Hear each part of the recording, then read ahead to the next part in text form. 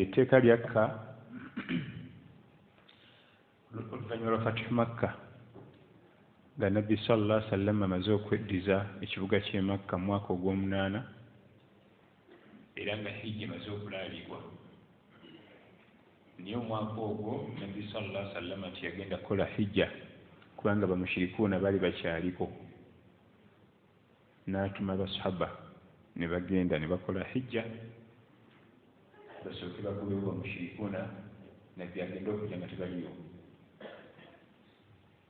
Abange mwe abakkiriza innama almushrikuun abantu bagatta ku Allah tabaraka wa taala najasun bakyafu. Obukyafu bwayogerako najasatun alaqadiyya, obukyafu bw'enzikiriza so obukyafu bwe tumanyi ffe. Najasatun aqadiyya innama almushrikuuna najas fala yaqrabu almasjida alharama, teeka batandanga ne baddayo okusembera ku muzikiti gw'emizizo ba'da amihim hada, oluvannyuma lw'omwaka guno. Omwaka ogw'omunaana gwategeeza okujja okukola hijja, bajjanga ne bakola hijja bamushirikuun kubanga hijja nkadde. Hijja etandika ku mulembe gwa Nabbi Ibrahimu alayhi salaam. Allah avuga nti wa adhin fi nnasi bilhajji ya'tuuka rijalan. Gwe Nabbi Ibrahimu alayhi salaam kowola abantu bajja okukola hijja. Kati abantu bajjanga hatta n'abatanyi kibaze kukola bajjanga mu kinyumo muyeye kuyiika buyisa abo bakola bivu. Kati omwaka ogw'omunaana Allah n'alagira nti ba'da amihim hada, oluvannyuma omwaka guno tebaddangamu kulinnya wadde okusembera. Era ne bajja basahaba ne bagobawo bamushirikuun. Omwaka ogwaddako ogw'omwenda Nabbi sallallahu alaihi wasallam n'ajja n'akola hijja. Era hijja ey'omwaka ogw'omwenda ye yagikulembera kennyini sallallahu alaihi wasallam. Laga nti khudhu anni manasikakum, emikolo gya hijja bulijjo gye mukolamu Abawarabu kati ate mugiyige kuva ku nsi. Natandika okusomesa hijja. Twogera ebyo bakujjaaji Baitillahi Haram bali mu kweteekateeka kugenda kulamaga. Tebakyaweza wiikisi 2 wano. Nja kubawayo obugambo 2-3 abanaalamaga. Oba gwona ogenda mu hijja oba olina munna agenda oba muntu wo. Ekisooka abaami banaakola hijja balekerawo ogenda mu saaluuni kati batereke enviiri kubanga ffe wano okugenda mu saaluuni kwejalabya. Ate mu hijja ibaada zibeereko nnyingi basobole okufuna ekyokusalako ku mutwe. Ffe ebyaffe wano mu Uganda ogenda mu saaluuni mu kwejalabya tuba mu okusanyukamu. Ate Makka gy'olaga ibaada. لقد صدق الله رسوله الرؤيا بالحق لتدخلن المسجد الحرام آمنين محلقين رؤوسكم ومقصرين. لقد صدق الله رسوله الرؤيا بالحق لتدخلن المسجد الحرام إن شاء الله آمنين محلقين رؤوسكم ومقصرين لا تخافون. محلقين رؤوسكم أي قرآن. Mugenda kuyingira e Makka mu Masjid al-Haram muzikiti gw'emizizo naye muhalliqina ru'usakum. Eyo ibaada mu hijja okusala enviiri. Mbaddeko mu kukulembera Bahaaji emyaka naye mu buzibu bye tusanga kwe kutuuka okugenda okusala enviiri nga teziriiko. Yazisalako nga mugenda osimbula alabike bulungi. Kutuuka e Makka nga tekuli. Ate ng'eri ibaada ate wano mazanyo. Katukubiriza abanaalamaga abaami bumuzaamu omutwe. Nze mali ennaku 3 nga sisaze naye takula sina mirembe. Weetakule naye otegekere ibaada. Oligamba Allah nasulanga naye takula nga noonya mpeera. Bawumuze emitwe. Okutuuka eri ku basajja bali abagenda okusala enviiri, abasajja ba Bangladesh. ye okusala enviiri ye joobu ye wajja ekyokulya gyakuma okusala emitwe emingi ze ssente kati lwakusala nga talabako nviiri ojjula ebiwundu esooka talina budde ekyokuli waliwo language barrier kubanga ayogera birala nawe ayogera birala temuwuliziganya ekyokusatu tekuli talina budde ate enviiri zakunoonya so bwe zibaako abangwangwira ekyokuli kyetukuutira banaagenda okulamaga kakasa nti mu aqiida yo mu nzikiriza yo temuliimu najisi gyayogera nti nnal mushirikuuna anaajasoni obukyafu bw'enzikiriza ategeeza shiriki lubaale irizi akanankani mu dduuka olubugo baakazinga kali mu kasonda k'edduuka mu masa akyayina ebyo sente zo ziguleemu ebyokulya ziguleemu emmotoka togenda tonakolifayinga kugenda mu nsi eyo paka nga omaze obivaako tolina kyokimayo oteekeddwa okuba nga ogenda ku nnyumba ya Allah tabaraka wataala nga tolinaamu kale nno ebintu ebyo bibiri mpozi ekisembayo tukubiriza banaagenda okulamaga kati okukozesa ennyo fruits okuteekateeka omubiri ogenda okweŋŋanga abantu abangi kubanga mu bantu abangi kitegeeza ndadde nnyingi ogenda mu miliyoni z'abantu omubiri gulina okuba nga guli mweteefuteefu okweŋŋanga endwadde ez'enjawulo eziva mu Europe eziva mu Asia eziva mu America Latin America North America buli continent ogenda kuba nabo kati oteekeddwa okuba nga omubiri gwe omuteeketeeke ku sayidi ey'obulwadde obwo bujja tumala inshallah atugende mu kitabo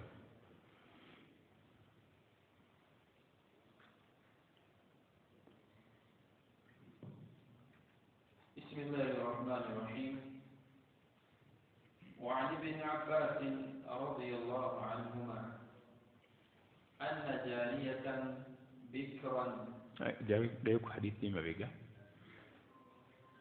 وعن نافع عن ابن عمر رضي الله عنهما قال نهى رسول الله صلى الله عليه وسلم عن الشغار والشغار أن يزوج الرجل ابنته على أن يزوجه الآخر ابنته وليس بينهما صداق. النافع نافع توامر بويشي ود مولى ابن عمر ويتابع تياربك النبي محمد صلى الله عليه وسلم يلي منونزي وانغمية إذا عبد الله بن عمر mtabani wa Umar ibn al-Khattab bayitanga Abdallah yalina omukozi gwe bayitanga Nafi omuku bamanyi ba ummina ab'omutawaana ye Nafi omusomesa wa Imam Malik bin Anas era twalaba nti mulimu ku byewuunyisa omuvubuka ono yalundanga ngamiya kati oba yagattanga ddi ddalasa n'okukola emirimu gya mukama we teri amanyi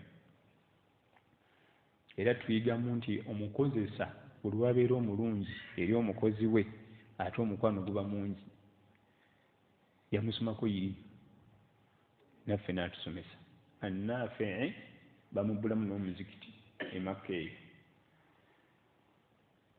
bamubulamu omuzikiti masjidi Naafi mawla ibn Umar ibn Umar ya Abdullah ibn Umar second born wa Jeno Umar ibn al-Khattab bebogerako awo النافع عن ابن عمر يصحب والنبي محمد صلى الله عليه وسلم أن النبي صلى الله عليه وسلم نهى عن الشغار نبي صلى الله عليه وسلم يزيز وبفمبو بيت الشغار وبابتا تريد abawarabu babukolanga abawarabu tebaali bantu bakusaaga bw'oleeta kino ng'ayita eno bw'oyita kino nga ddene ng'omwami akwata muwala we bwe yazaala bwe yakereka nkya n'amuzaala n'amuwa neyiba n'amuwamu owuwe tewali mahari, teri kusiima, teri kiki. Muwala we ndaba nga alina 16 nti ye nange naye wa 17 nga bawaanyisa bati. Nabbi n'akiziyiza ye shigar an yuzawwija arrajulu ibnatahu, ye musajja okwata omwana we n'amugabira oli n'oli naye n'amuwa owuwe, kiri haramu. Teri mahare, teri kusiima, teri kiki, ate taata alagidde. Ze zimu ku mpoowa ezaaliwo ebiseera ebyo. Nabbi sallallahu alayhi wasallama n'aziwera naye kati tezikyaliwo. Kibeeta shigar, kiri haramu. Kubanga timwabangamu mwana wa buwala kwesiimira. Ekyokulijjukira buli lwogaba omwana omuwala wabawo oluganda oluzze, ate yakuwa ati wabawo oluganda oluba lukoze eki? Kubanga eŋŋanda zijja mu mbeera ezisukka mu emu. Waliwo eŋŋanda ez'omu musaayi ezibeeta nasabu, naye waliwo eŋŋanda ez'ensonga zibeeta sababu. Kati ng'eŋŋanda ezijja olw'okuwasaŋŋana n'okufumbirigana, musahara. Ne wabawo eŋŋanda ezijja eza rabaa, okuyonsa. Kati shigar ze zimu ku nfumbirwa n'empasa obusiraamu ze bwagaana. Damu hadith.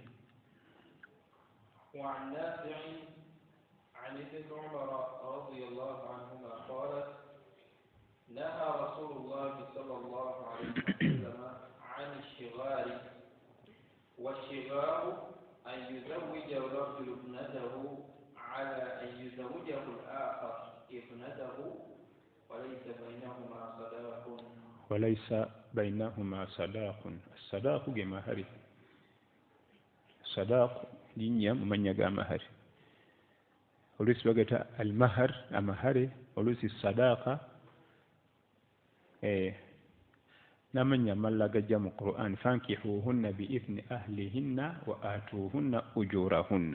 أجورهن يعني المهر. نعم. وعن ابن عباس رضي الله عنهما أن جارية بكرا أتت النبي صلى الله عليه وسلم فذكرت أن أباها زوجها وهي كارهة فخيرها النبي صلى الله عليه وسلم. عبد الله بن عباس مغاندة النبي صلى الله عليه وسلم من يجي عبد الله بن عباس مغاندة النبي مباتاتا kubanga nabbi talina muganda we direct bamuzaala yekka, talina muganda we mu mama na taata, bazaala akaana kamu. Naye yalina baganda baballa mu bataata. Kati Abdullahi ono mutabani wa Abbas, kubanga Abbas taata mu bataata ba Nabi Muhammad sallallahu alaihi wasallam. Anna jariyatan bikra atat nabiyya sallallahu alaihi wasallam. Akawala akato kambeerera kajje wa Nabbi sallallahu alaihi wasallam nga kazze kuloopa. Taata wako yakafumbirwa nga kakase. Fakhayyaraha Rasulullahi sallallahu alaihi wasallam. Nabbi n'amusaba alonde ku bino ebibiri, okusigala mu bufumbo oba kubivaako kyaba asobodde. Kubanga obutamwa buveemu buba si kyo nga osobola okuguma sigalayo. Amakulu kiri haramu okukaka omwana omuwala. Kiri haramu taata okukaka maama basinga olw'ebigendererwa ebyammwe ebimu. Oluusi bya ssente, oluusi bya bitiibwa, omwami wa famire ya bbeeyi. Kiri haramu okukaka omwana w'omuwala, okufumbira omwami gw'atayagala. Tekikkirizwa mu Busiraamu kubanga eri gy'alaga weetaagisa omutima nga musiimu. Kati omwana ono omuwala anna jaariyatan, jaariya kirina amakulu mangi mu Luwarabu. Ogwo mulimu omwana omuwala omuto ate nabagenda mu byabafumbo. Oluusi ne bategeezaamu omwana omuwala omuto aweereza ewaka. Oluusi ne bategeezaamu emigo egikulukuta, jannatin tajiri min tahtiha al anhar. nga Allah bw'ajogerako mu Qur'an al-Karim ekiri mu jana egikulukuta ekigambo jariya kijja nga kirina amakulu agasukka mu mulimu. Hadithi eno eraga nti kiri haramu okuwoowesa omwana omuwala ng'ate ku mulembe guno kisusse olw'obwavu. Famire ezisinga ze busanga kati akaana kafe akawala akamu ne kajja kagwa ku mwami nga bijodolo, oba senga najja agwa ku muvubuka bijodolo ng'omwana tamwagala ne bamusindiikiza kifuba. Kiri haramu. Essente si kyekikulu, ebitiibwa si kyekikulu, wabula obufumbo butambulira ku bantu babiri. So si abantu balowooza nti ebintu ebingi mu nnyumba eby'ebbeeyi bwe bufumbo. Ennyumba ey'ebbeeyi erimu executive area mbwe bufumbo, obwo si bufumbo. Obufumbo kintu kirala nnyo. Obufumbo kintu kirala nnyo, si nnyumba nnene ya bbeeyi, bintu byonna ebintu ebirimu babijja bweru. Obwo si bwe bufumbo. Olite omwami alina ssente empya n'enkadde, ekyo kirala. Ava mu famire ya bbeeyi mu ggwanga, ekyo kirala. Obufumbo buli mu bantu babiri ne baba basula ku mukeeka naye nga bakwatagana, basobola okubeerawo okusinga abalina buli kimu nga tebakwatagana. Era mujja kutuula mu misango buli kanaku. Mujja tutuula mu misango buli kanaku. Ebintu si bwe bufumbo. Emmotoka si bwe bufumbo. Amataka bwe kiba nga twali tukwatagana, ebyo ne bijja ne byegattako, alhamdulillah, ebyo biba birungi. Naye ffe ate tusinga kussa nnyo ssira ku ebyo. Omusajja tutulise akasajja akanaku kalinamu oliti nekiisya n'abaami abamu okulimba. Abaami abamu balimba, nze general manager wa kampani bweti, naye nga ne ku kampani tebamumanyi nayo talinyanga nayo. Kati kakazi kati nekoogerayo eka nti omwami gwe nafunye general manager mu kampani y'egindi azituweza tuwe musajja watu basula omuwa omukazi. Baagala bitiibwa bya bbeeyi na bifo binene. Allah tabaraka atugulire ya Rabbi. Naam. وعن ابن عباس رضي الله عنهما أن جارية بكرا أتت النبي صلى الله عليه وسلم فذكرت أن أباها زوجها وهي كارهة kitawe yamufumbiza nga atamwa amakulu atamwa omwami oyo nga tamusimye ku mutima. Fakhayyaraha Rasulullah sallallahu alaihi wasallam, dabinambwa options zibiri, okusigala mu bufumbo oba okuvaayo. Amakulu kyowulira kyotebeka nakyo ku mutima. وعن الحسن عن سمرة رضي الله عنه عن النبي صلى الله عليه وسلم قال أيما امرأة زوجها وليان فهي للأول منهما. عن الحسن عن سمرة ne obumu ku bufumbo butakkirizibwa oba okuwoowa okulimu ensobi. Hadithi yalese Hassan, ategeeza Hassan al-Basri, number 1 w'abattaabe. Hassan al-Basri ye number 1 w'abattaabe abataalaba ku Nabbi Muhammad sallallahu alaihi wasallam naye nga baalabako ku basahaba. Kaseera erinnya eryo lijja nga likalu nti Hassan, bategeeza Hassan al-Basri. Hassan al-Basri munyenye omunyenye ze Iraq naye nga ate buzaalibwe bwe Madiina, kubanga taata wa Hassan al-Basri bwe yatuuka mu myaka gy'ekivubuka egy'okunoonya akalimu n'anoonya obulimu e Iraq ne bubula, ne wabawo amuzigire e Madiina. N'ajjira mu bikwekweto by'abasuubuzi n'agwa e Madiina n'afuna akalimulimu oba kasaaluuni oba kusiika capati. Allah n'amusaasira n'atandika okufunamu obusente, kati n'ayagala okufuna omukyala. Bwe yamagamaga omukyala ow'okuwoowa yayingira e Madiina nga Nabbi amaze okufa sallallahu alaihi wasallam, emyaka nga egigenda mu 3-4. Naye bwe yamagamaga omukyala ow'okuwasa yafuna meidi mu maka ga Nabbi sallallahu alaihi wasallam ewa Ummu Salama. naye olw'okuba enfuna yali tenaba kuba stable bulungi ne babawoowa ne maidi oyo naye maidi n'asigala eri wa boosi we be batuzaalira emunyeenye eyo be batuzaalira emunyeenye ezimu ku munyeenye za umma era tugamba nti ezimu ku baraka za irimu ze yafuna Hasan al-Basri yeebakako ku buliri bwa Nabi Muhammad sallallahu alaihi wasallam yayavuuliranga mu bifo Nabi mwe yasaliranga tahajjud kubanga mwe yakulira maidi yasigala akola eri nga sinkana munne naddayo ku mulimu n'azaala omwana era mukyala wa Nabbi Ummu Salama yamuleranga ti omwana mumpe ngira musitula gugira okola emirimu n'amumuwa era Hasan al-Basri ba Umar ibn al-Khattab bamusitulanga kubanga oluusi bajjanga naye mu ddarasa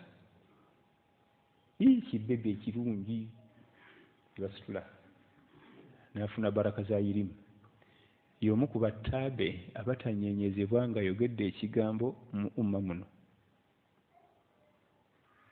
Hasan al-Basri bw'omuwuliranga manya boogera ku lwazi oyo Hasan al-Basri nga bw'olaba Abubakar Siddiq radiyallahu anhu bw'akulembera abasahaba bonna Hasan al-Basri yeetika battaabe naye nga taata yalaze kupakasiza Madiina era Allah n'ateekamu baraka okupakasa ne kugenda kwalimu baraka n'apakasa akasente yakafuna n'afuna n'omukyala n'afuna n'omwana omulungi ye Hasan al-Basri rahmatullahi alayhi rahmatan wasi'a agenda an Hasan tugende Hasan al-Basri Basri yeka ku bujajja e Basra ekibuga mu bibuga bya Iraq yibasibuka eyo an Samura oyo Samura sahaba omutanga Samura bun Jundub Samura bun Jundub al-Ansari mun Madina min sigari sahaba yumu ku sahaba bato abali abato Nabbi we yafiira sallallahu alaihi wasallam kati Hasan al-Basri yamusoma kate irimu Samura bun Jundub kasori ya Samura otegeza bun Jundub oyo sahaba wa Nabbi sallallahu alaihi wasallam atuletedde hadithi ti ayyuma imra'atin zawajaha waliyani ayogera ku omukyala agabiddwa abantu babiri kyategeeza nti omukyala ono bayinza okuba nga bamugaba emirundi ebiri accidentally kisoboka anko we n'amugaba ne kitawe n'amugaba kujjukira nti anko agaba omwana omuwala ne taata amuzaala kennyini naye akola ki kisoboka mu nsobi eyasooka okumuwoowa yaba nnyini ye oba abaami babiri ne bawoowa omukyala omu nga famire tekigenderedde ate ku mulembe guno bo baba bakigenderedde famire zikigenderera ng'afumba eno ne bamuwoowa eno naye ne bamugabayo olw'ebintu ebyo tubirabyeko omwana wange osaagana edduniya omwami najja nga claiminga omukyala namugamba nti oyo bakadde bamumpadde ogamba otya nti bubo nange bebamumpa nga ina nnika bbiri zonna ziri validi eyokubiri eba invalid kyategeeza mu hadisi eno eyokubiri kubanga eri ekyaliko tennaggwako eyasookawo yalina haqqi ey'okusigaza omukyala naye abazadde tubakubiriza ebintu si kyekikulu ebintu si kyekikulu okusinga okutaataganya omwana attu eno mumugabyeyo ate eno mumugabyeyo kati ate bonna batabuze ate bonna bamusuddewo kubanga noono bw'amanya nti ate mwamugabye neeri nti abantu bano si batuufu omuntu wamwe wuuyo ate noono naye bw'ategeera nti ate abadde neeri ate ogenda kutaataganya omwana wo wabwereere singa kiba nga kibaddewo ne tukizuula eyasooka okuwoowa yaba nannyini mukyalo oyo owokubiri yaba mufu omukyala taba na bufumbo bwa miteeka ebiri nga bonna butuufu ekyo omwami yakisobola kubanga ye ayina ebifo bina sooka owa namba 1 n'amusigaza nawe wa namba 2 ebifo naye omukyala tekikkirizibwa kiri haramu bwe kiba kibaddewo tusazaamu obufumbo obwokubiri. Ate nno mu mbeera ezifaanagana bwe zityo temubaamu talaka, temubaamu kweyambulula, temubaamu idda. Fasukhu nikah, we just cancel. Kibayita fasukhu nikah, tusazaamu bisaze. Waliwo embeera ezijja mu bufumbo nga tebusobola kutambula, temuli mwidda, temuli ki, tukansolinga. Kati ng'embeera efaanagana bwetyo ng'omukyala bakamuwa babiri eno n'eno, buno obwokubiri tusazaamu busaze. Oba nga baafumbiriganwa nga baluganda ntamanya, tuba tuli awo tujja kizuula nti abantu bano baaki, tusazaamu busaze. So si mbw atule idda alaba oba naddingana oba nakyusaamu empisa ate kuddingana kuliridda, tusazaamu buki, bwe munaakwata gage. Fasukhu nikah. Waliwo sahaba omu mu basahaba ba Nabbi sallallahu alaihi wasallama yali yafuna omukyala we. Jjukira nti edda baayonsanga, abakyala baayonsanga abaana nga si abazaala, naye twalaba nti okuyonsa kugatta oluganda. N'asinkana omukyala omu ku bakyala baamuyonsa, namugamba twafunayo omuka omwana gy'ali n'abazzukulu, oyitayo jjojjo balabeko, tyanja kujja. Mukyala muddugavu yabayonsa ng'ajja. Muzzukulu asooka, omuzzukulu owokubiri, mukamwana agenda kujja gy'ali mmanju. Mukamwana agenda okuvaayo, omukazi yakwata bukwasi ku mutwe. Aga nti laqad arba'atukuma, mwembiriri nabayonsa ggwe n'ono. Jjukira nti okuyonsa babajjanga mu bifo omuka tugambe omwava Masaka omulala Jjinji, nga bo tebakimanyi. Mwembiriri nabayonsa, amakulu muli baluganda. Wa akhawatukum min arradaa, ne basisita bammwe mu kuyonka temubawoowa. Ewaka ne watabuka, sahaba n'agenda ku masjid asinkane Nabbi sallallahu alaihi wasallama. Yatuuka ku dhuhuri, bwe yaggwa n'agenda namugamba nti ya Rasulallah, jaat amatun sauda, ewange wazze omuzaana omuddugavu. Yali mukyala muddugavu, nga nze muyise mama wange ajja alabe bazzukulu be ne mukamwana, naye akyatukoze kisufu. Nabbi bwe yabiwulira sallallahu alaihi wasallama teyaddamu kigambo nakimu, n'avaawo n'agala n'atuula eri n'asirika. Wayita akabanga sahaba najja waali n'amuddamu n'amugamba nti ya Rasulallah, omukyala omuddugavu agambe nti fembi nze ne mukyala wange yatuyonza. Nawo n'avaawo n'agala n'atuula eri ewalala. Bwe gyawera emirundi esatu n'amugamba nti wakaifa waqad za'amat an qad arba'tukuma, obufumbo bunaagenda butya mu maaso ng'omukyala akikubyewo nti yabayonsa, temusobola, temulina gisulamu olwaleero, muli baluganda. Kyokka nga n'abazzukulu bakola ki, bwe bali awo, yabusazaamu sallallahu alaihi wasallam. Omukyala oli waba akikubyewo nti yakuyonsa n'oli omukyalawo, temulina kutwala mu bufumbo mu maaso. Olwaleero tetukyalina puroguramu yakuyonsa, edda yalinga puroguramu nkulu nnyo nnyo, naye kati tekyaliwo. Waliwo ebintu ebyalingawo edda kati nga byavaawo, kati ng'okuyigga. Bw'oyogera ku kuyigga bavuka babuuza ono munakyala badde ki, naye edda okuyigga ke kamu okubona obwalaga nga obuyigirize, akamu okubona obulaga nti oli mugunjufu kuyigga, naye kati waapi naali ku kyono. Tugenda safinga ku MTN, simanyi mobile money naki, bagenda ku ki WhatsApp, yogera ku by'okuyigga. Edda okuyigga yali puroguramu nnene. Edda okuyonsa kwalingamu ne ssente, nga bafunamu ssente. Wabula ekyewuunyisa, tulina omu ku bayizi baffe wano e Nakasero awo, Allah batukumira abavubuka abo, baali banneyiba nga abakyala bombi bazito, bombi basoma mu ddalasa zaffe. kati omukyalo bwe yasooka omunaazaala omulala yagenda okuzaala la n'amujjulula onaga nti bebi bamumpe muyonse bebi mumuleete n'ayonsa abo naye ng'oli yaliwo oli nga busemberegana myezi gumu ku kitundu kw'ebiri oliraaniganye n'oyo mumuleete ayonke kuno kwange kati balina ku ssomero basoma bombiriri bali kuki oluganda luba lumaze okunywera era kati ono wa famire eno ebya haramu mu kuwasa mu kufumbirigana bimukwata byonna wabula ekyenjawulo tasembera nga tugaba emaali y'omufu awo talinnyawo abadan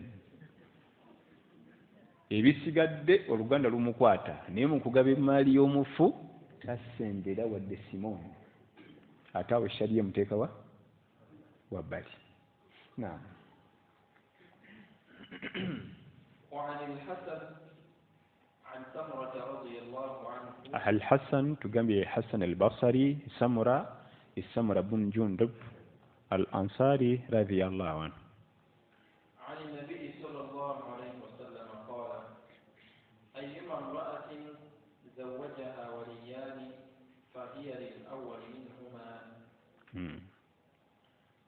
وعن جابر رضي الله عنه قال قال رسول الله صلى الله عليه وسلم أيما عبد تزوج بغير إذن مواليه أو أهله فهو عاهر. جابر بن عبد الله من مدينة mulwanyi ate nga musomesa wa ilmu sahaba yitibwa Jabir ibn Abdillah radiyallahu anhu omu ku mikwano gya Nabbi sallallahu alaihi wasallama tumwigako ebintu bingi tusomesa ebintu bingi naddala mu kugula omune mu kutunda kubanga yaguzaako ku Nabbi sallallahu alaihi wasallama ensolo sallallahu alaihi wasallama Jabir atumiza lumu bali bava mu lutalo bakomawo e Madiina ekimu ku byewuunyisa mu irimu muno ekigambo nti lumu twali tuva mu lutalo kyokka tusobola okukola dalasi ezigenda 30 nga buli dalasi ya 1 hour lumu twali tuva mu lutalo anti buli mwana anyumya byalabu nga tugenze kwako kokka nkuvaayo si kugenda atuvaayo kubanga wagwangawo ebintu bingi naye Jabiri atugala lumu bali bava mu lutalo bakomawo Madiina وكان رسول الله صلى الله عليه وسلم يتفقد الجيش من كل النبي صلى الله عليه وسلم yalinga atambula n'ejje abantu kumpi nga 10 nga avuga alambula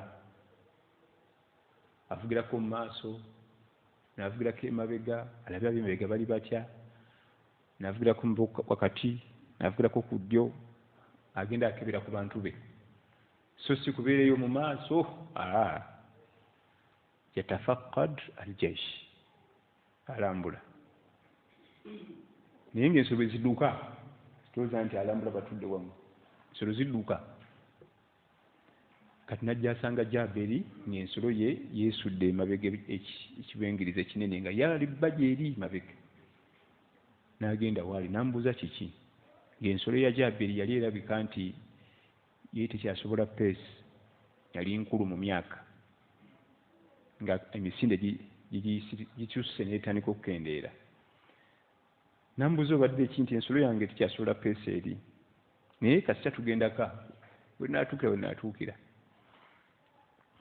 Nabbi sallallahu alaihi wasallam atayinza kuleka musajja we mu ddungu n'asoma edduwa n'agissaako oluyi ezo ensolo ez'okuvuga ezitambulirwako oluyi tekuba kubonereza eba giya ensolo yonna ng'etuulwako n'etambuza omuntu tugaa nti yagikuba gibonereza yali awanga kiki era yagisaako oluyi lumu n'eddamu n'efuna peesi y'abali era teyaddayo kumutawaanya paka kuyingira Madiina naye Nabbi n'amugamba sallallahu alaihi wasallam nti Jabiri ensolo eno ereka ejja kutawaanya lwaki oginguza n'enkuwamu sente n'ogula ento naye nga Nabbi sallallahu alaihi wasallam yali agenda okugula ensolo yali tayimiridde bulungi mu nsawo namugamba ngenda gigula ala al aqsat mu installments era eyo hadithi eraga nti okugula mu installments mu sharia kikirizibwa. Yateesa ne Jaberi nti jinguze naye ngenda gigula mu ki kubanga simidde bulungi omumanyi Jaberi wange.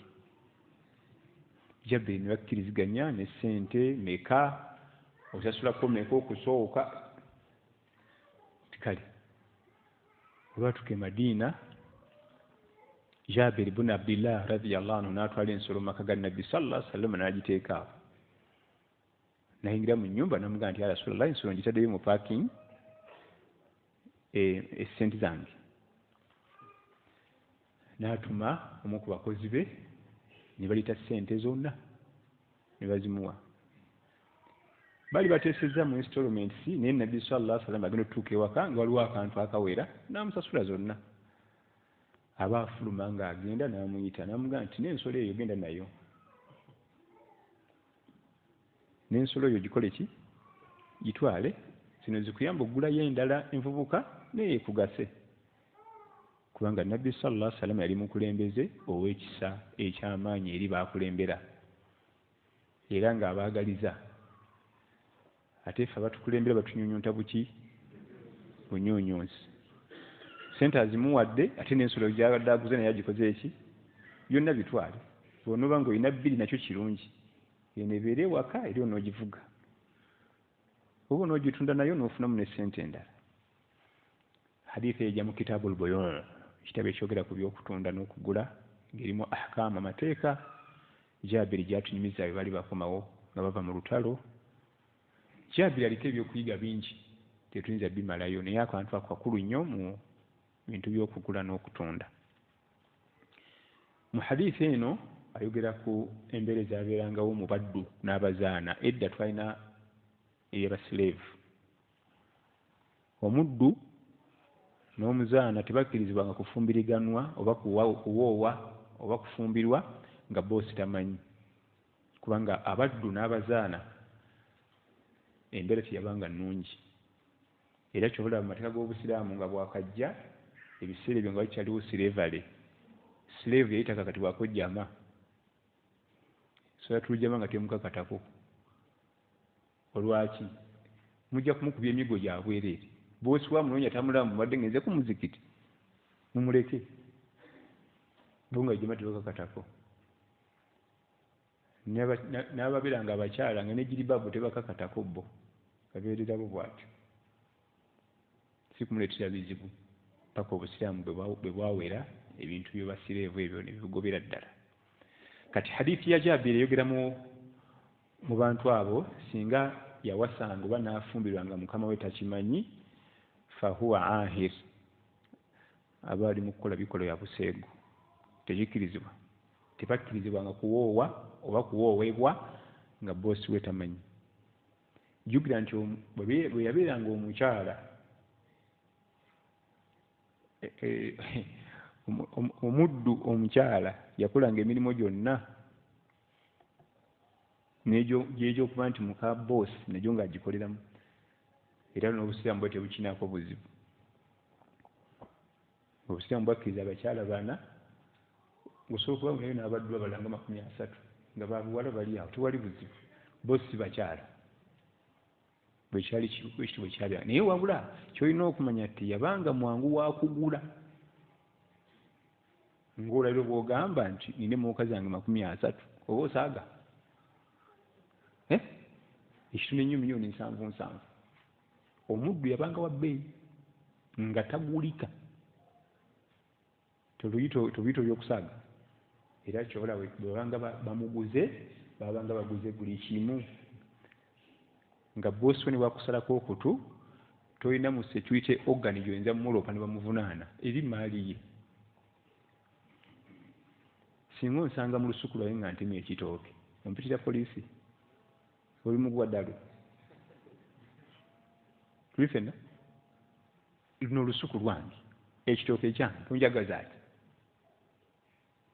nga ne bwamukuba n'amukutu okugulu n'akutemako n'akussa wali tolina gy'oyinza kulopa. Yenjawulo wakati w'abasireevu ne bameyidi. Bali babagulanga ssente ensufu ezitagambika.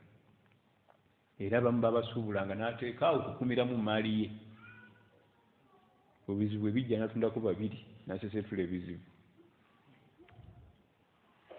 kashola bwe babanga bamuguze bagulanga yenna waba mwana wa buwala eyo mali ya boss teekawo emali ye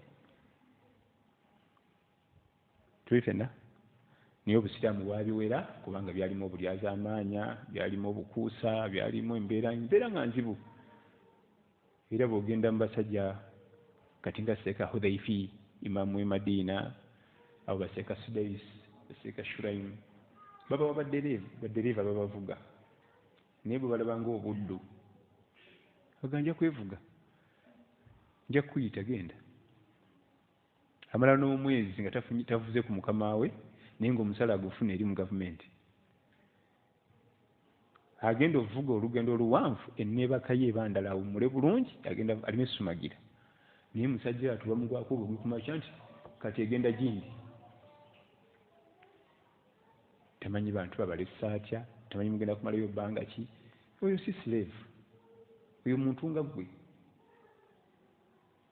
twalabanga Seeka Ali Abdurrahman al-Hudhaifi akulira masjidi ya Nabbi sallallahu alaihi wasallam nga yevuga mu Morokai ajja ku university nga avuga mu Morokai bulungi naye nga alina dereeva afuna omusaala buli mwezi ate omungi ajja kuvuga ku safari ennene empanvu nga nazo zennyini amutegeeza bifo n'amanya banaleka abantu be nga kumala ennaku 3 naki naye wano ewaffe naye bannange tulinamu ku mitima n'oleka omusajja dereeva mu mmotoka n'oyongera restaurant n'olya emmere ate kumpi 60% nesigala ku sowaani adda nakacupa nakati kammannyo nagwa mu bitebe kati tugende egindi ogwo omutima gw'abantu nga n'ekinyonyi tekiyinza kukola ekyo ekinyonyi tuli fenna ekinyonyi mukozi munnaffe ku Uganda Halal Bureau tulina ofiisi yaffe ya Uganda Halal Bureau twasangamu enkoko ng'ebiikiramu nti enkoko egiita okubuukira mu ofiisi omwana omuwala atulawo n'atuga nti zajjeezi n'empanga ng'egiwerekedde era n'egirinda empanga n'etuula awo eri n'eyingira wansi w'emmeeza n'ebiika bwe yamala ne ziryoka ziddayo empanga ng'ewerekedde enseera egenda kubiika era okuva ku olwo ejja n'ebiika awo nitumbuuza bano naye babamanyi nti bajja ne bagakima ne bagatwala bakimanyi naye empanga ewerekedde enseera n'egirinda nawo naye ffe abantu Allah bye yawa amagezi ntwala omukisa guno okwebaza bonna abakulu nga bw'akyamu okulya ttiimu ye yonna esika gigabulaawo nali mbalabyeko era nengenda nemukwata mu ngalo nemugaa nti ekyokoze kiraga nti omutima gwo gw'abantu oba tosobola kubaliisa babaze ekyo olidde tokikolanga olidde oba olina dereeva okyamye okola shopping naye mumugulire omugaati naye mugulire akagaati kagula sente mmeka busente butono naye noolya ekyemisana ne mukivaako ne mutuutwala ne mulya ekyeggulo ono omusajja tuyalaba bulabi buti nakacupa k'amazzi kyokka nze ekinneewuunyisa neno ennyini ebeesigaddewo olye n'omala ogimuwa asanyuka olusanyuka bazeebuuza ne bayiwa mu kasasiro kama thabata anhu sallallahu alaihi wasallama thalatha la yaqbalu llahu minhum ssala abantu bamiteeka 3 Allah takkirizibwa sala zaabwe tazikkiriza mubo man ista'bada al-hur kwe kwata omwana Adamu n'omukozesa ng'akalogoyi n'omukozesa ng'omuddu tomufaako n'omubigika nawe byotasobola muntu wa kika ki akuuma emisana ate n'ekiro n'akuuma oluye bakadde gwobisobola ebyo akuuma ekiro nekiki kati weebuuza ali ebakadde mu wiiki mu mwezi mu mwaka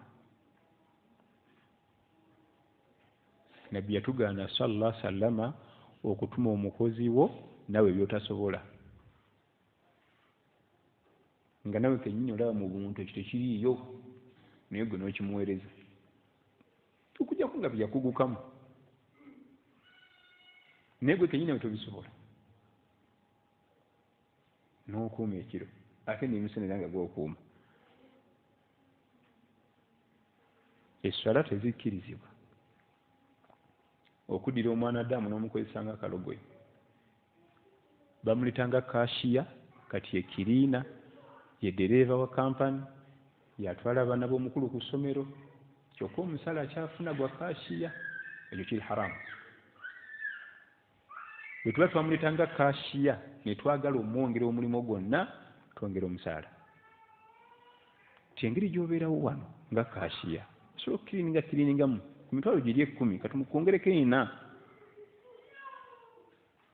Twageza okizulumanya ovuga emmotoka osobola okutwala n'abaana b'omukulu ku ssomero ojja okubeerawo katwongereko emitwalo 5 ojja tutwala nga so si ziri 10 nemwongerako mirimu nemwongerako omusaala tegwenyenyeza.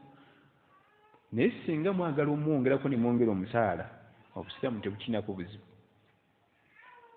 Abasajja bajjanga basikaali kati yasaba kompawundi yayoza emmotoka z'omugagga buli mwaka balina okupeyintinga ennyumba yagipeyintinga ali ku musaala ogwo gwa sikaali. Lwaki esswala z'omuntu oyo tezikkirizibwa? Omutima gw'oli gulina ennyiike y'amaanyi. Bambigika bino ne bino sina bwogerero bayinza okungoba ate akalimu nkaagala kale katuge n'aguma. Byonna byoyagala okumwongera mu busiraamu tebakugaana n'omusaala. Ate kuteesa si kunyiga bunyizi. Twali tuteesa bwetuti ne bwetuti lwadde olaba otya munyongere 6 erina tegimala mwezi 6 nja kikola ekyo. Naye abakozesa wegendeza nnyo abakozi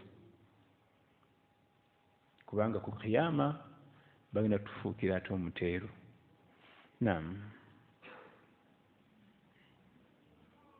وعن جابر رضي الله عنه قال قال رسول الله صلى الله عليه وسلم أيما عبد تزوج بغير إذن مواليه أو أمره أيما عبد تزوج بغير إذن مواليه omuddu yenna yalogera ku ababeeranga baslave okufumbirwa nga talina lukusa lwa mukama we obufumbirwa nga tebukkirizibwa bwaba nga haramu. Naam.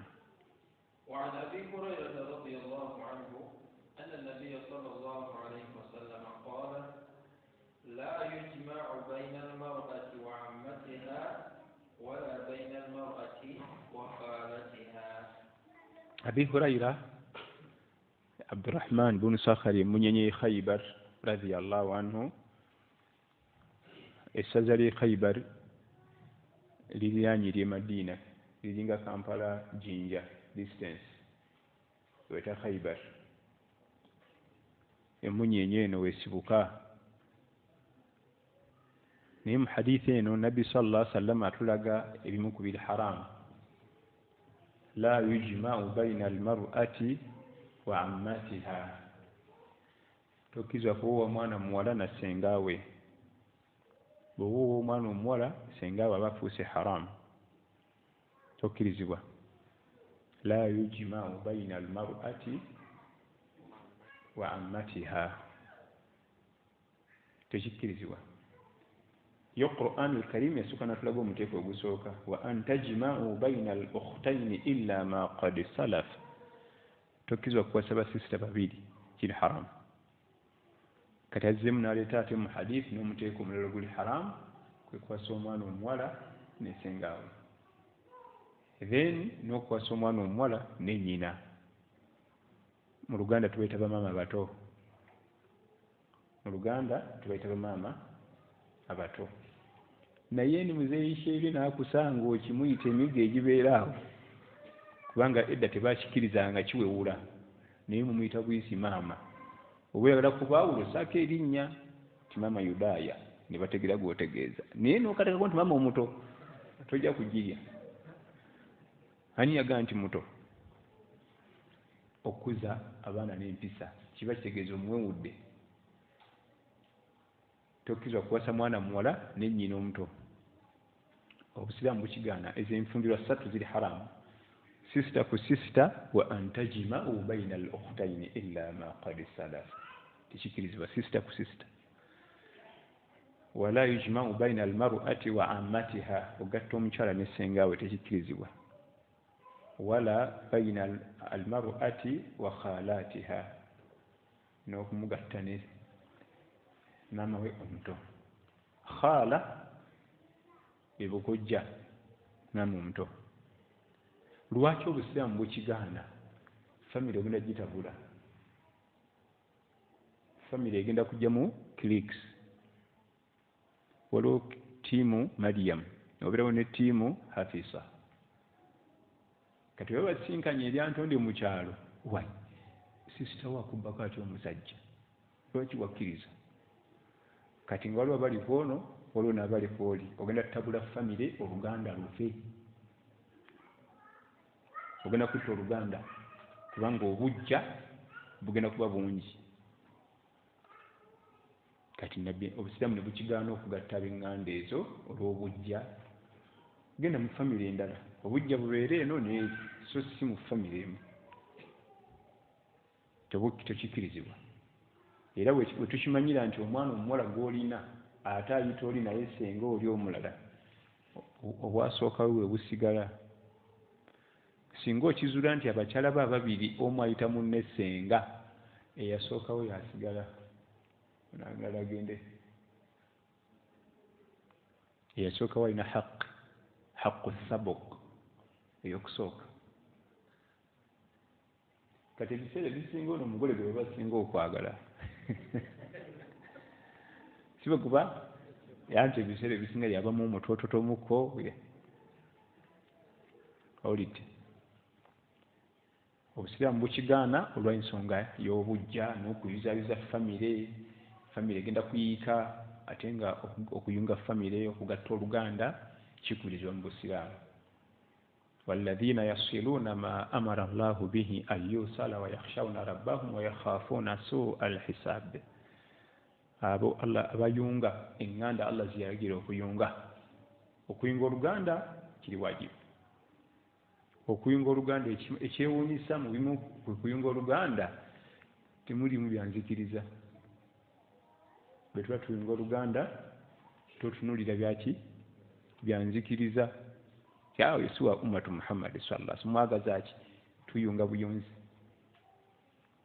okuyunga oluganda ebyenzikiriza teeke ebbali osooka oyunge ebyenzikiriza tubituukako singa bagamba tugendeko mu lubaale tugendeko mu ssinzizo bweriti nti nze ndi wa nabbi Muhammad sallallahu alaihi wasallam naye abo basenga batali ba umma gendayo otwalire omugaati otwalire egomesi otwalire hijabu bataata abato abasoma enzikiriza endala gendayo basobole okuyunga oluganda naam وعن أبي هريرة رضي الله عنه أن النبي صلى الله عليه وسلم قال لا يجمع بين المرأة وعمتها ولا بين المرأة وخالتها.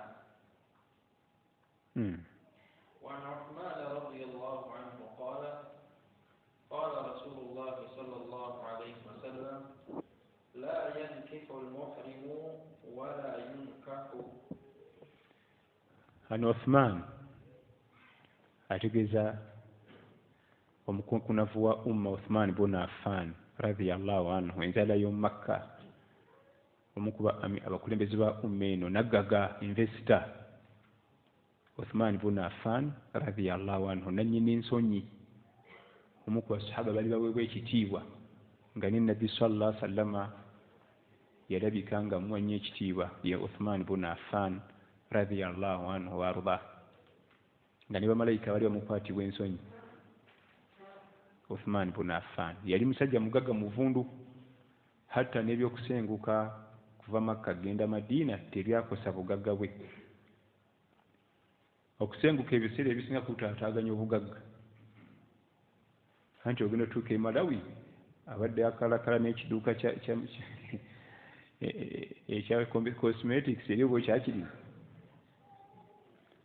badde nadiwe yanene nnyo osigala mu kunyumya bunyumya naye Uthman ibn Affan radiyallahu anhu agenda otuuka e Madina gye baasengukira ulidde nga n'ebiduuka bye abaana gye bali bakola yabugiziwa mumpeeyo obukadde butaano awo kyolabye teyakosebwa wadde okusenguka kubanga yali investor era abakozi ba bizinesi mulina okusomako nnyo ku Uthman ibn Affan radiyallahu anhu e Makka yalinayo agaduuka mu kikuubo tugenda otuuka n'eri nankani Madina nga naye agalina gennyini anga agalye teyana kiyaba Uthman ibn Affan radiyallahu anhu arda naye mu hadithi eno ayogera ku mikolo gya hijja era gye tugenda okumaliriza nayo kubanga bannaffe bateekateeka genda mu hijja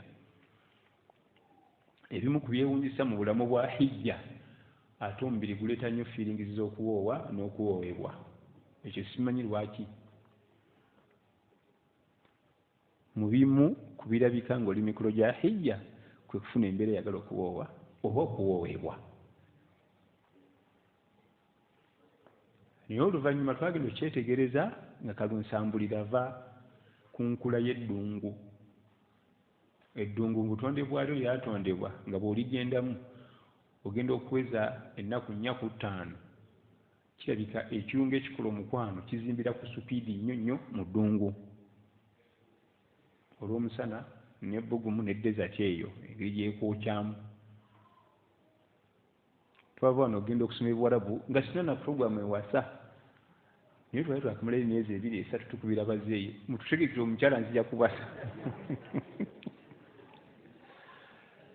kyeyo tayogera nkuku byakuwasa bulijjo ali wano kiki ekibaddewo abasomesa ne batugamba nti eno gye mwajja ensi ya ddungu ensi y'eddungu ekola ekyo kubanga Allah yakola season yakola weather ate weather ezinyogoga ate nazo zireeta kirala n'ezaffe zino eziri moderate nazo zina ebyazo kati ababeera mu nsi era osaasira nnyo abaana baffe bagendayo okukolerayo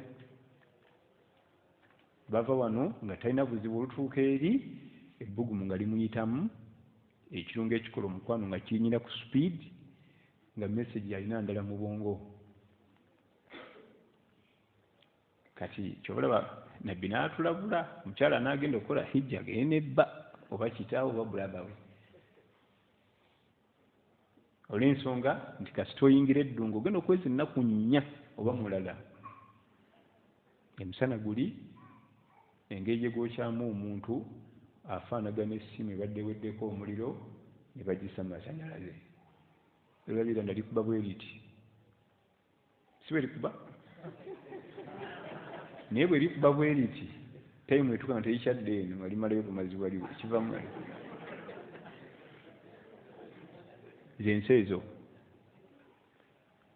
kyangu nnyo okwagala okuwoera mu hijja oba umura olw'embeera ezo ezibeerayo naye tokikolanga tokikkirizanga n'okikola kubanga tekikirizibwa kuwoera mu hijja mu umura mu hijja lindako okumewo ewaka lindako okumewo ate bw'okikola abavubuka balina okukimanya nti embeera gy'ogenda okutandika mu bulamu buli wolifuna omukisa ojja giddamu kyova olaba tiweemanyizanga okwesesaasesa ne bamaidi beera serious maidi kubanga bw'oggulawo oluggi olwo kizibu okuluggala okiyingira ng'asaaga ne kifuukira ekirwadde nga ne weeta maidi nga ali emyaka egikuzaala yo shaitaani ekulaga nti oyo nalulungi tulabye ku maziga g'abakyala bambi nagamba nti maidi nalaba nankani kwe kweta omukazi omukadde neera naye namalako emirembe togezanga tubemanyizanga gazeezeze ekize kijjanga ekisaaga naye ssebe okukuvaamu abaami abamu agenda naleeta abaana abawala bamukolere mu dduuka kasita olijjako tekiri haramu mujjako n'omuwoowa naye teweerabira nti togenda kulekerawo okuleeta balala oba olugudde okuwa tekulina buzibu okuli halaali naye kasita otandika okwagala kwabo bowoleesa okukozesa kubanga jjukira togenda kulekerawo okuleeta n'ekyo ojja kuleeta abalala olwo oba olugudde mira lumu pini ekufumite omumiro gwonna ogume insha allah bwekikola practice emyaka egi insha allah ojja kuguma ne baleeta bafaanana batyo ojja kulaba balabe booti kyabulabe nnyo okutandika okuzanyira mu bifo ng'ebyo ku lwaki ekisooka okyagenda mu hijja okyagenda mu umura kati safaari endala erigenda okudda era ngaolabamu kubanga mu safaari mubaamu abaana abawala abalala bazze buli safaari mubaamu waliwo haji gundi yawoleza muwala wakole hijja waliwo hajati gundi yawoleza muwala wakole hijja otandika ogira bwoti kyemanyirizewo nga lumu ekyo kyomanye nti yawo naggalawo n'ebisumuluzo n'embikasuka mu nnyanja kubanga kasita wemanyiiza omuze mwangu ogwemanyiiza naye okugujjamu tuli fenna twala abantu mu hijja nga balala emize gy'obuseegu musajja wattu ng'olaba alwanagana n'omuze safaari ye yakutya allah ayagala ebeera ennungi naye ng'omuze olaba gumusika gino okulaba nga buukabuuka n'obuwala obukola mu nnyonyi kubanga omuze omubi bw'oba onootambula safaari gusooka mu bbaaga tegusigala naye ng'olaba agezaako okugubweka agezaako safaari yebeere kiriini wapi bugaa nti tisukkiriza naffe tulina okulabikako nti weetuli wali neweebuuza omuwala akola mu nnyonyi ogenda kuddamu ddi omumusanga siddangamu okumulaba myaka 20 alhamdulillah ndi ku nnyonyi siddanga okulaba muwala nti ono namula mu nnyonyi eri naye nomulabe sikirabangako buli woolinya olaba mulala wadde kampani egi oba balagawa naye yakulaga nti enamba yo olebera mu kibuga ki gyebalekooye oli mufumbo batoli gwazanyirako mafiya alabye abantu bangi alabye abagagga bavundu ojja n'obusente obutawera onyigako bunyiga oti maliriza nga tujja kutandika hadithi ya Uthman ibn Affan yogera ku nsonga za hijja biawnihi tabaraka wa taala katugende ku mbibuuzo edakika zino inshallah. Assalamu alaikum warahmatullahi wabarakatuh. Wa alaikum assalam. Omukyala okuwasa omwami gwe bakulabidde obulabizi. Damu? Omukyala okufumbirwa omwami gwe bakulabidde obulabizi n'oyo gwe weerabidde ki ekisinga?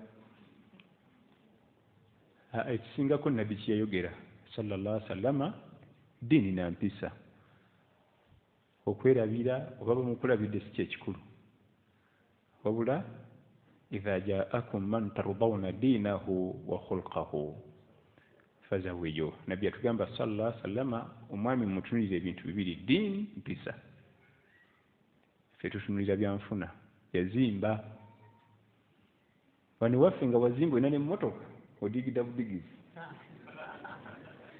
tewali woyingira ne bakumma bwebagai nina ennyumba eri gingi n'emmotoka eyo egimulaba yange baasi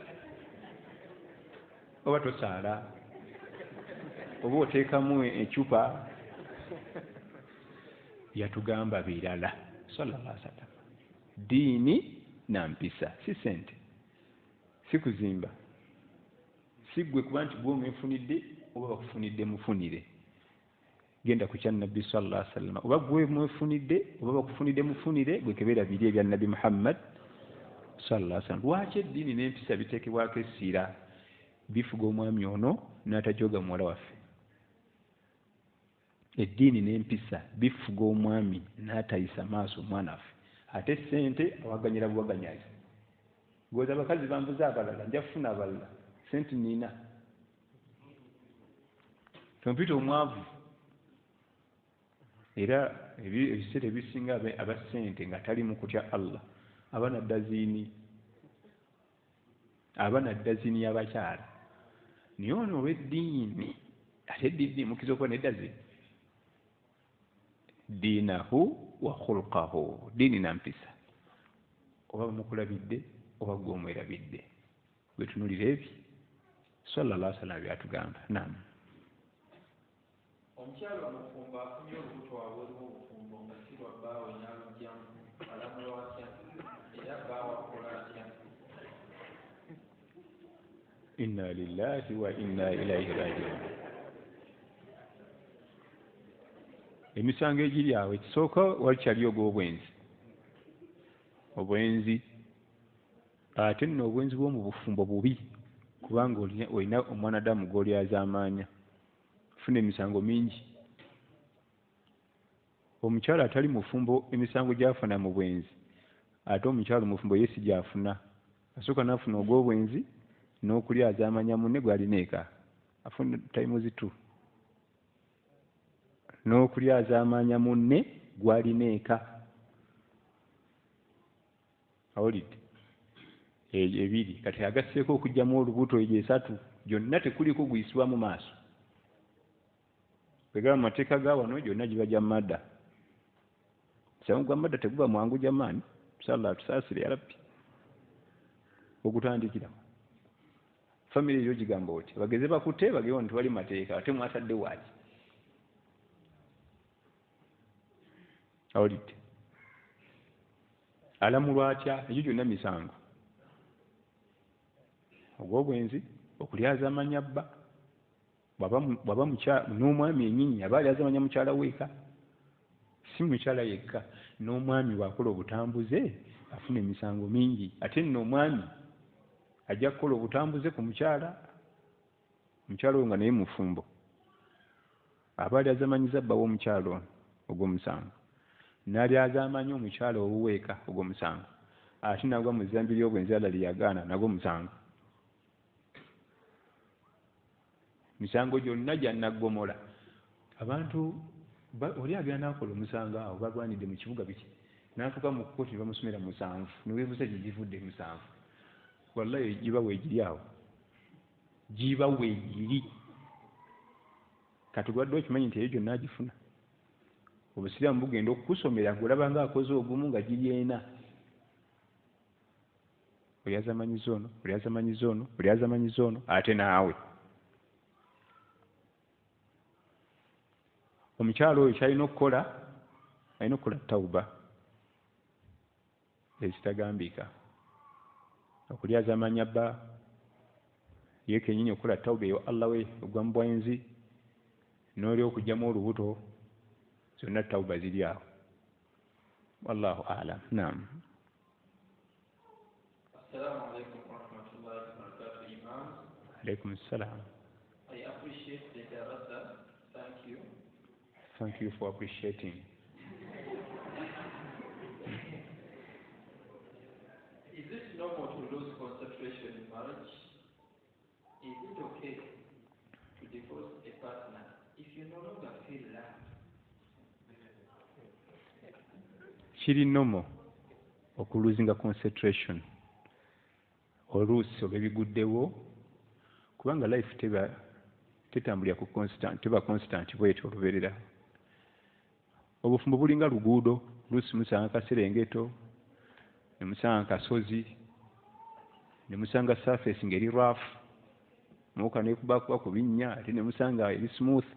Bwe bufumbo kiri nomo oluusi okubanga munno temukyakwatagana. Bwe kibanga ne mubufumbo bwa Nabbi sallallahu alaihi wasallam akyalimu atalina mazambi atasobya atalina bunafu mu ssala atalina bunafu mu Qur'an naye yafunanga obuzibu ne banne bakyalabe. Olwo ffe ate abalina obugayavu mu ssala eyo Qur'an twagisenguuka. Nabbi sallallahu alaihi wasallama yamalako omwezi mulamba nga talinnya mu maka ge nga tayagala batunulako omukyankalanyiza. Naye olaba oyo atuka oyo nannyini sabbulu oyo gwolaba naye olaba atuka ku leve eyo kabaka wa sabbulu agitusomesa baamugoya ne bimutama n'abaako weekweka naye ng'ajja n'asaaza essala ku muzikiti n'addayo. Kati jjukira nti bakwano ba nnabbi bonna sallallahu alaihi wasallam bali close babanga basezaalabe. Aisha abuuza Abubakari, omwami nga sikyamulaba, mwamunyiiza. Hafisa abuuza Umar, uwa omukama waffe nga tukyamulaba, mwamunyiiza. Nga bano basiniya bamanyi waasula naye ng'eka tebamanyi. Era kisa eyo ekulaga nti olaba nnabbi sallallahu alaihi wasallam abakyala bamugoya, kati gwozitowa kilomeka gwe bagoya bakimanyi nti nabbi wa Allah, tooza nti bali tebakimanyi. Gwe bagoya bamumanyi nti ekitonde kya Allah ekisinga ebbeeyi mu ggulu ne ku nsi. Gwe bagoya bakimanyi ayogera ne Jibuliiru, malayika ekulya bamalayika bonna bali bamumanyi naye nga bamugoya. Kati ffe twogere ki? Era ffe tulina kuba bagumiikiriza nnyo, kubanga agenda n'okugoya akimanyi okukuta n'akawala akaweereza emmere. Ensolo zikutagwanya kubanga akuzikusa ku subuhi nga tova mu buliri. Oluusi ebimu yennyini yabikusinza mu ddiini. Kati obutakkaanya oba okubaako n'ofunamu embeera nga tukyayagala munno kiri nnomo mu bufumbo naye kigumire ate ojja kuddayo. Nga tumaliriza, kasita emyaka 3 giggwako mu bufumbo, ewaddako awo weetaagisa nnyo obugumiikiriza okuva ku mwaka ogwokuna mpaka mu 7-8 weetaaga obugumiikiriza obutagambika. Kubanga ebiseera ebisinga bumuweza emyaka 3 buli mwana alaba munne nga talina makulu. Naye singa musoba mu 7 ne muyigira mu 8-9, kati ku 9 muddamu ne mukwatagana insha Allah ng'ate abagole bene muddamu ate mutambuza ekintu. Naye okuva ku myaka 3-5 awo lusozi luba lw'amaanyi. Omwami alabanga omukyala Baden sente nga azirira nabwere talina mugaso, n'omukyala alabanga eyatomera singa si baana bano nandibadde ŋŋenda naye mugumiikirize inshallah. Fa in karihtumuhunna fa asa an takrahu shay'a wa yaj'al Allahu fihi khayran kathira. Osobola omutamwa nga toyagala namutunulako. Allah bw'atugamba mu Qur'an nga tuyagala namutunulako era ne bakugamba nti agenda otegeka ssente zigenda okukola pate. Naye singa ogumiikiriza okutamwa kwokwo mukuyitamu ate oluvannyuma Allah muteekamu ebirungi bingi. Naye ebirungi ebyo biraba saburu. Ebirungi ebyo biraba kiki? Saburu. Muzimu ku nsobi abaami ze tukola ofuna omwana omuwala muto nga manyi notisi za luwo migration ngoni n'omuyingiza obufumu nga talina kyamanyi n'otunka naye bimuyigiriza. Kale ate aba abiyiga n'omuta addamu mufuna yamuganyirwamu anti asanga bimuyigiriza. Amakulu sooka omugumiikirize yakava mu noti naddala abo senior 5 senior 6. Nze omuntu yenna kasita ngana wasiza muwala wa senior 4 muga nti buuma kati amanyi notice talina kyamanyi mugumiikirize mpola mpola ajja genda abiyiga. Naye ate omukuteka emyaka 3 omaze omubangula kati ogenda omumuta n'addako mumutwala ye ate agenda kusanga training yagimala yagenda muganyirwamu. Kale ate bw'omala omumuta ng'oddayo ku senior 4 ng'ofuna omulala amaliriza aga nti abakazi bonna abazaala lyogu. Assalamu alaikum warahmatullahi wabarakatuh.